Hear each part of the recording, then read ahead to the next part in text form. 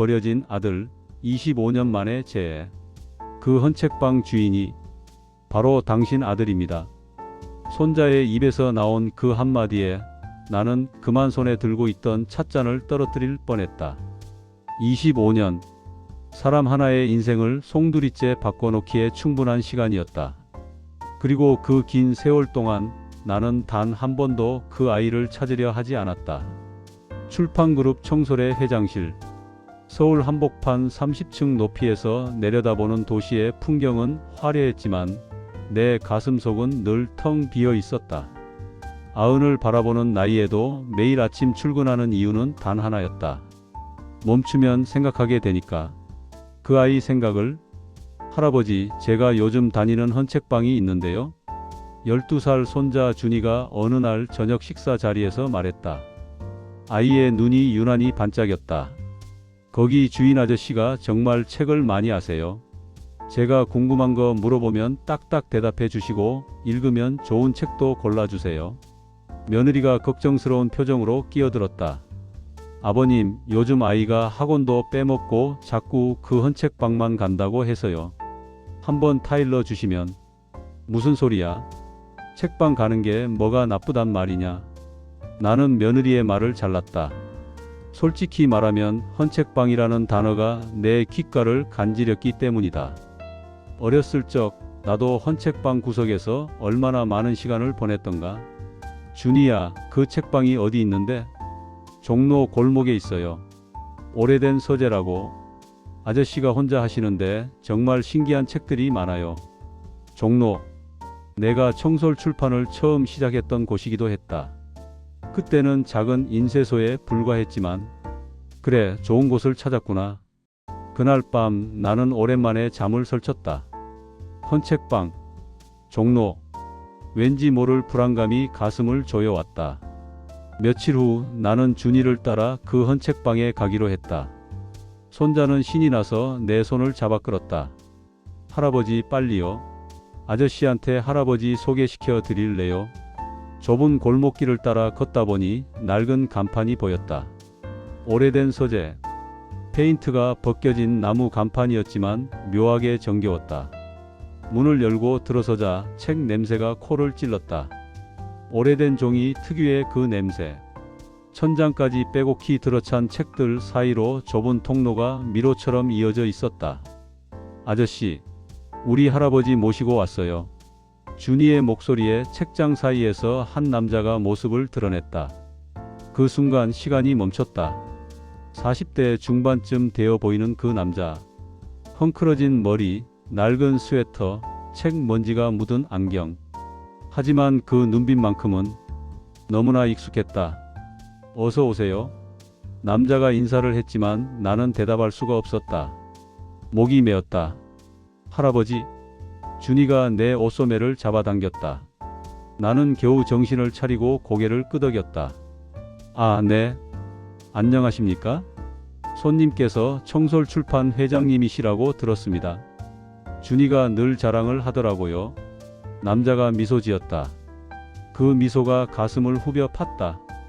돌아가신 아내가 웃을 때와 똑같은 미소였다. 제 이름은 강민우라고 합니다. 이 작은 책방 주인이에요. 강민우. 아내의 성을 따랐구나. 나는 입술을 깨물었다. 좋은 책방이네요. 감사합니다. 물려받은 책방은 아니고 제가 10년 전쯤 시작했습니다. 책이 좋아서요. 준이가 신나서 책방 구석구석을 구경하는 동안 나는 민우를, 아들을 바라봤다. 25년. 그 사이 저 아이가 이렇게 자랐구나. 혹시 가족은 어떻게 되십니까? 왜 그런 질문을 했는지 나도 몰랐다. 민우가 잠시 망설이더니 대답했다. 혼자 삽니다. 부모님도 안 계시고. 그 말이 비수처럼 꽂혔다. 그렇습니까? 어릴 때 고아원에서 자랐습니다. 거기 도서관에서 책을 처음 만났죠. 그게 제 인생을 바꿨습니다. 고아원. 내가 그 아이를 버린 곳. 집으로 돌아오는 길, 준이는 계속 민우 아저씨 이야기를 했지만 나는 한마디도 제대로 듣지 못했다. 그날 밤 나는 서재에 홀로 앉아 25년 전 그날을 떠올렸다. 당시 나는 청솔출판을 이제 막 키우기 시작했을 때였다. 큰아들 승재는 모범생이었다. 공부도 잘하고 내 뜻을 잘 따랐다. 하지만 둘째 민우는 달랐다. 아버지, 저는 회사 일에는 관심이 없어요. 책을 만드는 것보다 책을 읽고 싶어요. 무슨 한심한 소리냐? 내가 얼마나 좋은 환경에서 자라는지 아느냐? 저는 제 길을 가고 싶어요. 16살 민우는 그렇게 나와 맞섰다. 그리고 나는 화가 머리끝까지 났다. 당장 이 집에서 나가거라. 내 아들로 인정 못하겠다. 그날 밤 아내가 울면서 매달렸다. 여보, 그래도 우리 아이인데요? 어떻게 쫓아내요? 저런 놈은 내 자식이 아니요? 결국 며칠 후 나는 민우를 고아원에 맡겼다. 법적으로 입양 취소 절차까지 밟았다. 완전히 나무로 만들어버린 것이다. 아내는 그 충격으로 1년도 안 돼서 세상을 떠났다. 임종 직전 아내가 내 손을 붙잡고 말했다. 민우를 찾아주세요. 하지만 나는 고개를 돌렸다. 자존심이 허락하지 않았다. 해시태그 4. 다음 날 나는 비서실장을 불렀다.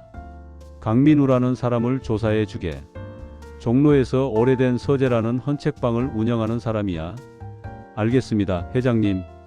일주일 후 두툼한 보고서가 내 책상 위에 놓였다. 강민우, 45세. 16년 전 고아원을 나와 독학으로 검정고시를 통과했고 장학금으로 대학까지 나왔다. 전공은 문학. 졸업 후 여러 서점에서 일하다가 10년 전 종로에 작은 헌책방을 열었다. 결혼한 적 없음. 특별한 범죄 기록 없음. 고아원 출신 아이들을 위한 독서 봉사를 꾸준히 하고 있음. 보고서 마지막 장에는 사진이 한 장 첨부되어 있었다. 고아원 마당에서 아이들에게 책을 읽어주고 있는 민우의 모습이었다. 나는 그 사진을 오래도록 바라봤다. 눈물이 흘렀다. 며칠을 고민한 끝에 나는 다시 그 헌책방을 찾았다. 이번에는 혼자였다. 어서 오세요. 민우가 반갑게 맞아주었다. 준이 없이 오셨네요? 오늘은 개인적으로 할 말이 있어서 왔습니다. 그러시군요. 커피라도 한 잔 드릴까요? 우리는 책방 한 구석에 마련된 작은 공간에 마주 앉았다. 민우가 직접 내려준 커피였다.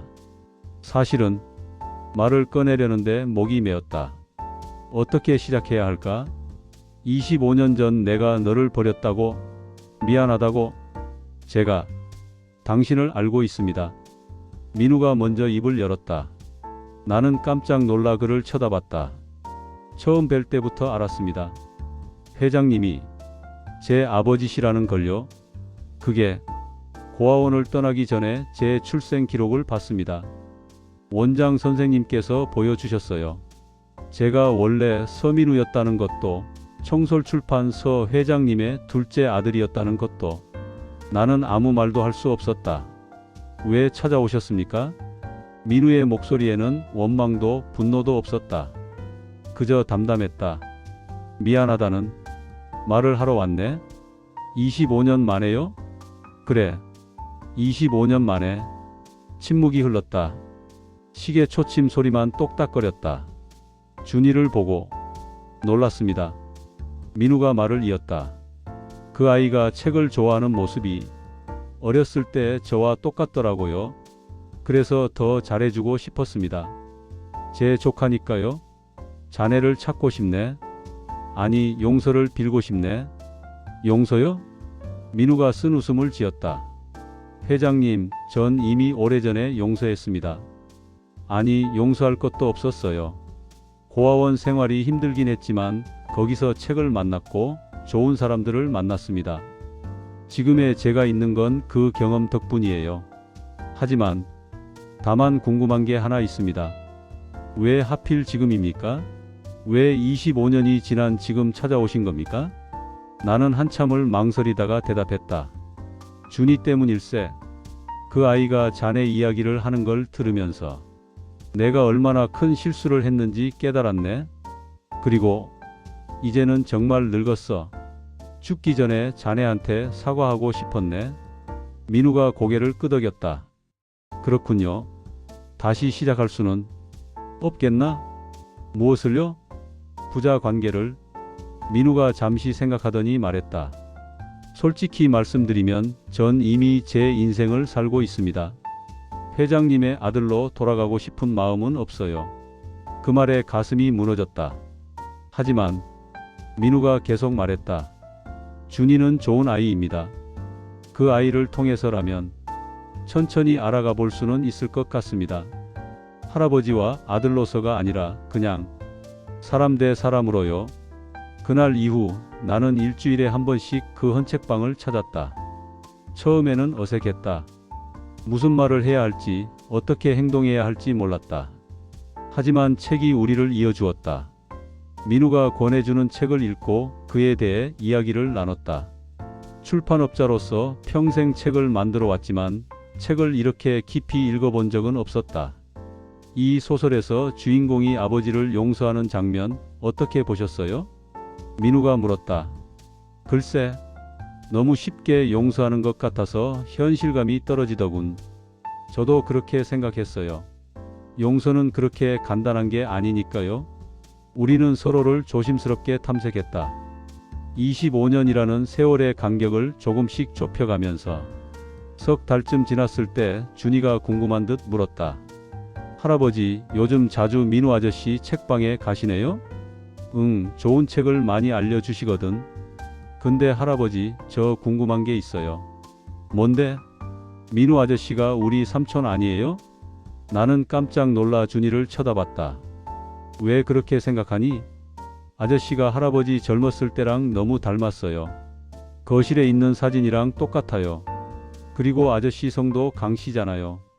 돌아가신 할머니 성이랑 같은. 이 아이는 언제 이렇게 눈치가 빨라졌을까? 준이야. 맞죠? 제가 맞췄죠? 나는 한숨을 쉬었다. 그래, 내 말이 맞다. 민우 씨는 너의 삼촌이야. 와, 그럼 왜 따로 사세요? 우리 집에서 같이 살면 되잖아요. 그게 복잡한 사정이 있단다. 무슨 사정인데요? 어떻게 설명해야 할까? 할아버지가 삼촌을 버렸다고? 16살짜리 아이를 고아원에 맡겼다고? 할아버지가 예전에 실수를 했어. 아주 큰 실수를. 그럼 사과하면 되잖아요? 이미 했어. 하지만 어떤 실수는 사과만으로는 부족하단다. 준이가 잠시 생각하더니 말했다. 그럼 할아버지가 더 열심히 해야겠네요. 선생님이 그러셨어요. 진짜 미안하면 행동으로 보여줘야 한대요. 그 순진한 말에 나는 웃음이 나왔다. 내 말이 맞다, 준이야.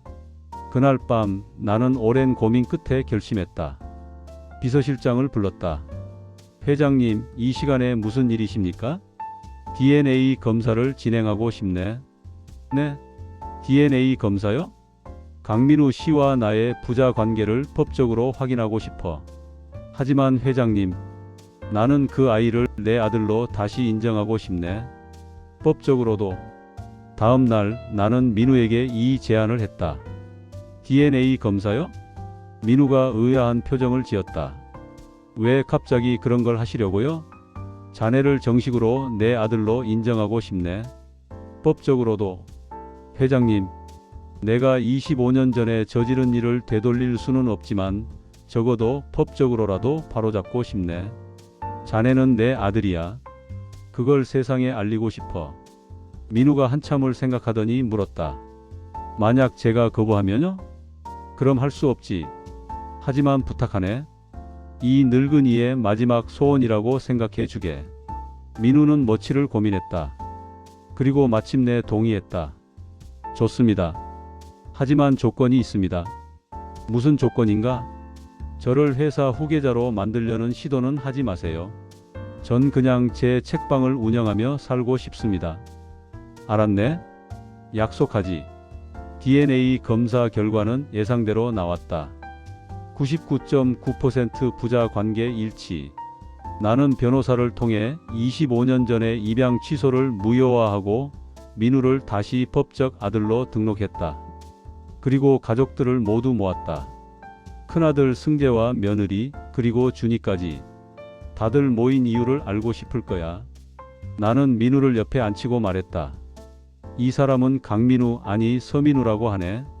나이 둘째 아들이야. 승재가 벌떡 일어났다. 아버지 무슨 말씀을 하시는 겁니까? 25년 전 내가 민우를 집에서 내쫓았어. 고아원에 보냈지. 그건 내 인생 최대의 실수였어. 그게 무슨 이제라도 바로 잡으려고 해. 민우를 다시 우리 가족으로 받아들일 거야. 준이가 환하게 웃으며 민우에게 달려갔다. 삼촌, 진짜 우리 삼촌이 되는 거예요? 민우가 준이의 머리를 쓰다듬었다. 그런 것 같구나. 하지만 승재는 달랐다. 아버지, 지금 농담하시는 겁니까? 25년이나 지난 일을 왜 지금 다시 끄집어내십니까? 승재야, 혹시 회사 때문입니까? 후계 구도에 변화를 주시려는 겁니까? 민우가 조용히 말했다. 형님, 오해하지 마세요. 저는 회사에 관심 없습니다. 그냥 아버지와의 관계를 회복하고 싶을 뿐이에요. 누가 형이래요? 전 당신 같은 형제 인정 못합니다. 승재가 버럭 소리를 질렀다. 승재, 내가 큰 소리로 꾸짖었다. 내 동생에게 그게 무슨 말버릇이냐? 동생이라고요? 아버지는 25년 동안 저만 아들로 키우셨지 않습니까? 그런데 갑자기 나타난 사람을 동생이라고 인정하라고요?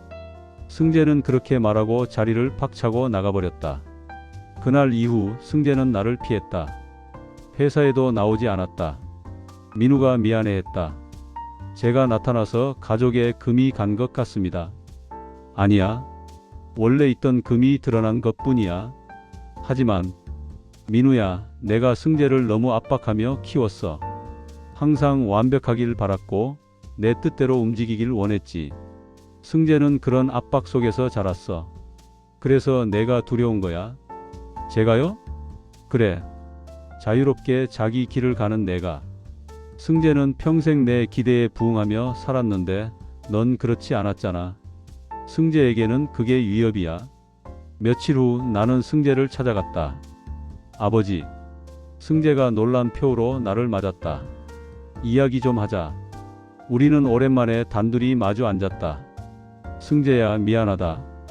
네? 너한테도 미안해.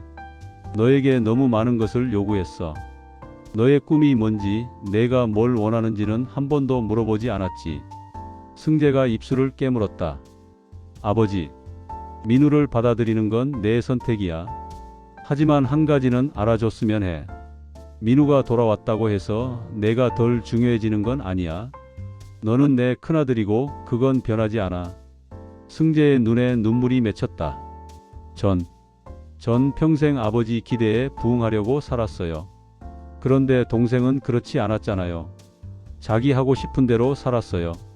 그런데도 아버지가 그 사람을 다시 받아들이시니까 억울했어요. 그래, 내 마음 이해해. 하지만 승재야, 이건 누가 더 낫고 못하고의 문제가 아니야. 그냥 늙은 아버지가 실수를 바로잡으려는 거야. 시간이 흘러 조금씩 상황이 나아졌다. 승재도 마지못해 민우를 인정하기 시작했다. 어느 날 민우가 나를 찾아왔다. 회장님, 제안이 하나 있습니다. 말해보게. 고아원 아이들을 위한 도서관 재단을 만들면 어떨까요? 도서관 재단? 네. 제가 자랐던 고아원 도서관은 정말 형편없었어요. 책도 부족하고 시설도 낙후됐죠. 하지만 그곳에서 저는 희망을 찾았습니다. 민우의 눈이 반짝였다. 전국의 고아원과 보육원에 제대로 된 도서관을 만들어주고 싶어요. 좋은 책들로 가득 찬 아이들이 꿈을 꿀 수 있는 공간을요. 나는 그 제안에 감동받았다. 좋은 생각이야. 하지만 내가 하면 안 되겠나? 내 돈으로? 아니요. 우리 셋이 함께 했으면 합니다. 셋? 회장님, 승재 형님, 그리고 저. 3대가 함께 만드는 재단이요. 준이도 잘하면 같이 할 수 있고요. 나는 깊이 감동받았다. 민우는 여전히 가족을 생각하고 있었다. 승재에게 이 이야기를 했을 때 그도 동의했다. 좋습니다. 함께 하죠. 승재가 민우에게 손을 내밀었다. 민우도 그 손을 잡았다. 고맙습니다, 형님. 형님이라고 부르지 마. 그냥 이름 부르게. 민우야. 네, 승재 형. 해시태그 12. 희망도서 재단은 그렇게 탄생했다. 청솔 출판의 지원과 민우의 현장 경험, 그리고 승재의 경영 능력이 합쳐졌다. 첫 번째 프로젝트는 내가 민우를 버렸던 그 고아원이었다. 낡은 도서관을 완전히 새로 지었다. 천장까지 닿는 책장, 따뜻한 조명, 편안한 독서 공간. 개관식 날 나는 아이들 앞에서 말했다. 이 도서관이 여러분에게 희망이 되길 바랍니다. 책 속에서 꿈을 찾고 그 꿈을 이루길 바랍니다. 민우가 아이들에게 책을 읽어주었다. 준이도 옆에서 도왔다. 그 모습을 보며 나는 깨달았다. 이것이 진정한 화해구나. 용서는 말이 아니라 행동이구나. 해시태그 13. 1년 후 재단은 전국 신계 고아원에 도서관을 만들었다. 민우는 여전히 헌책방을 운영하며 재단 일을 도왔고 승재는 청솔 출판과 재단을 함께 이끌었다. 어느 따뜻한 봄날 우리 가족은 모두 함께 그 헌책방에 모였다. 승재와 며느리, 준이, 그리고 민우와 나. 할아버지, 이 책 재미있어요. 준이가 신나서 책을 보여주었다. 그래? 민우 삼촌이 골라준 거니? 네. 삼촌은 진짜 책 고르는 걸 잘해요. 민우가 웃으며 준이의 머리를 쓰다듬었다. 나는 그 모습을 보며 생각했다. 25년. 정말 긴 시간이었다. 그 시간을 되돌릴 수는 없다. 하지만 지금 이 순간을 만들 수는 있었다. 민우야. 네, 아버지. 민우가 나를 아버지라고 부른 건 처음이었다. 고맙다. 이 늙은이를 용서해줘서. 아버지, 이미 말씀드렸잖아요. 전 오래전에 용서했어요. 그래도 고맙구나. 승재가 끼어들었다. 아버지, 이제 그만 우시죠. 오늘은 좋은 날이잖아요. 그래, 그래야지. 나는 눈물을 닦으며 웃었다. 그날 저녁 우리는 함께 저녁 식사를 했다. 25년 만에 처음으로 온 가족이 함께한 식사였다. 건배. 준이가 주스 잔을 들었고 우리 모두 잔을 부딪혔다. 그 순간 나는 깨달았다. 가족이란 피로만 이어지는 게 아니구나. 서로를 이해하고 용서하고 함께 나아가려는 마음으로 이어지는 거구나. 25년 전 내가 저지른 실수는 되돌릴 수 없다. 하지만 그 실수를 인정하고 바로잡으려 노력할 수는 있었다. 그리고 그 노력이 우리 가족을, 나를, 그리고 수많은 고아원 아이들을 치유하고 있었다. 창밖으로 따뜻한 봄바람이 불어왔다. 헌책 냄새와 커피 향기가 섞인 그 작은 공간에서 우리 가족은 웃고 있었다. 늦었지만 다행이었다. 아직 늦지 않았다.